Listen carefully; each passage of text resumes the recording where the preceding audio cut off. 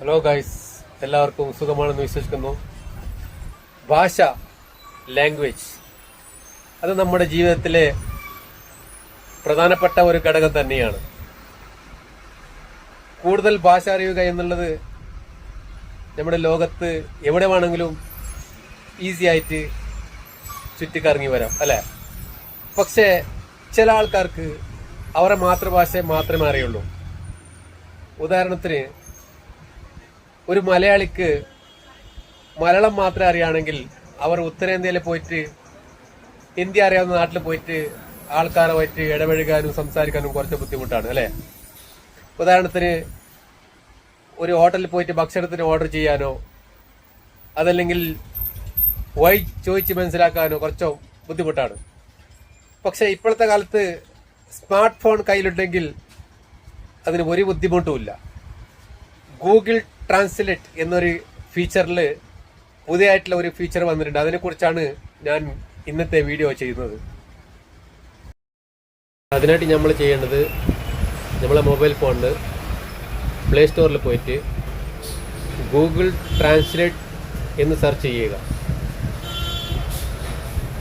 Google translate app ഏറ്റവും താഴത്തെയാണ് download ചെയ്യേണ്ടത്. കൂടുതൽ ആൾക്കാരുടെ മൊബൈലിൽ ഉണ്ടാവും, അപ്പോൾ ഈ ഓപ്പൺ നെറ്റ് വരും. ഇനിയിപ്പോൾ മൊബൈലിൽ ഡൗൺലോഡ് ഇല്ലെങ്കിൽ ഒന്ന് ഡൗൺലോഡ് ചെയ്യുക.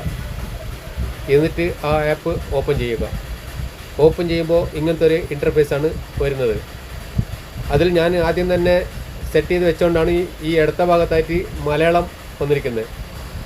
ആ മലയാളം എന്ന് ആരെ മൊബൈലിൽ ഇല്ലെങ്കിൽ അത് നെക്കിയിട്ട് മലയാളം എവിടെയാണ് ഉള്ളത് അവിടെ ഒന്ന് സെലക്ട് ചെയ്ത് കൊടുക്കുക.